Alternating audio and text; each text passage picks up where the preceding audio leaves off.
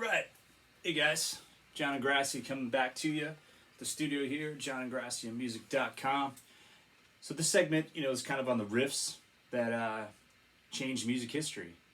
And my first segment, was versed off of some older stuff. Now I'm going to kind of get into the more modern 80s, 90s stuff that inspired a whole, handful of new musicians, a handful, a worldful, two times over. Metallica was one of the big, and still is one of the biggest bands, around, and they kind of, set the stage for playing hard rock and metal for a lot of bands that wouldn't have come out if it wasn't for Metallica. And Master of Puppets is one of their songs from the title album, Master of Puppets, that a lot of people ask me about in lessons and different things. It's a pretty fast-paced song from the guys that I work with that may watch this, and some Metallica fans out there. So I'm going to demonstrate it a bit, have some fun on this one. But again, this is a riff that changed the world. I love to say that because it did. Here we go.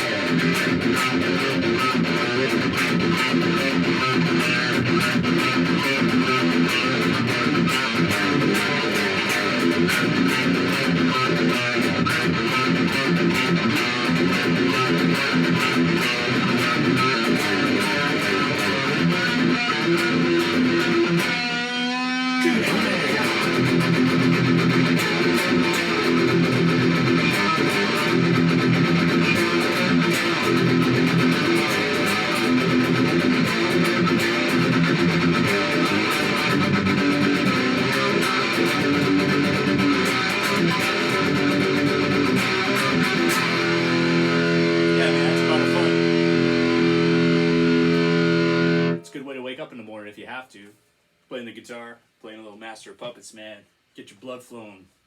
That's all you need for a workout. Play that one every morning. No, that's a great one.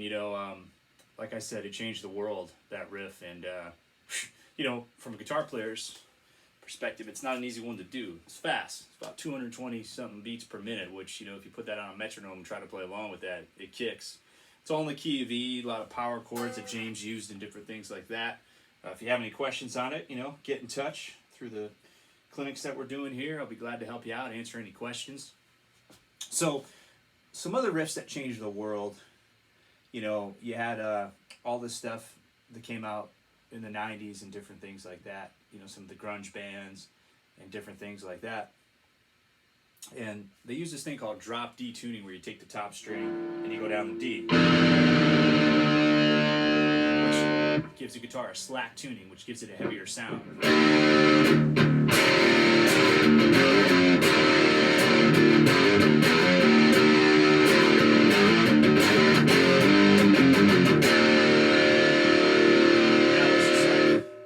That came out, people were doing it all the time.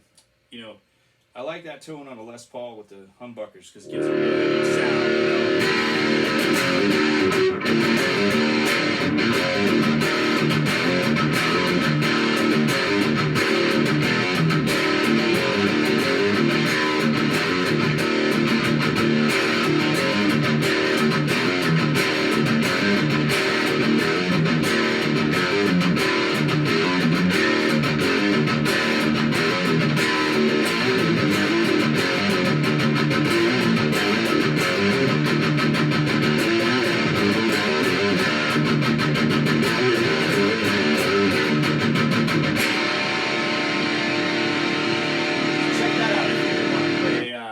Drop D tuning, you just take the top E and you bring it down to D.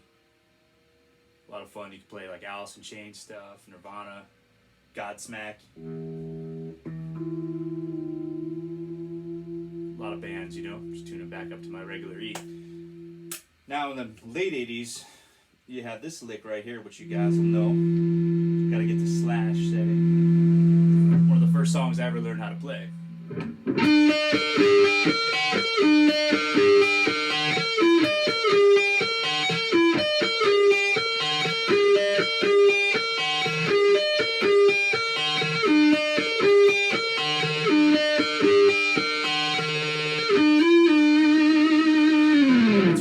that one is Guns N' Roses guitarist Slash wrote that song, and that actually was a D major warm up for his fingers. You know, it wasn't even a song, and he would always do that before he started playing. And the singer Axl Rose heard him one night. Said, "Hey Slash, play that thing you were just doing again." He said, "Oh, that's just a warm up. It's not even anything." He said, "No, man." He said, "I got something for that." Slash thought he was crazy, you know, and it became, you know, probably one of the most influential licks and one of the biggest songs in rock and roll history. So a lot of students and different folks will ask me about, you know, songwriting and stuff. And, you know, you never want to try too hard to write a song because you never know what's going to be a hit. You know, not even that you have to write a song that's a hit. Don't think like that. Just write stuff. And some of the biggest songs out there, I've got to talk with these guys about these songs and different things. And a lot of it was just something that came to them. And the key to it is, for songwriters out there, and I'm going to get more into segments of songwriting in the next coming you know, weeks, is relate to the people out there. Write good lyrics. You know, the guitar stuff needs to be strong. The music needs to be strong.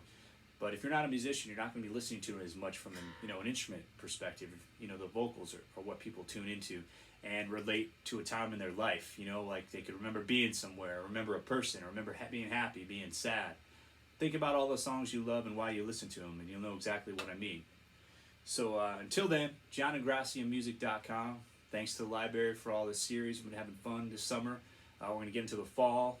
We got some new stuff coming up, some music therapy stuff for different individuals and all kinds of stuff. So keep an eye out on the library sites for you know, different things that I'll be doing. JohnIngrassiaMusic.com.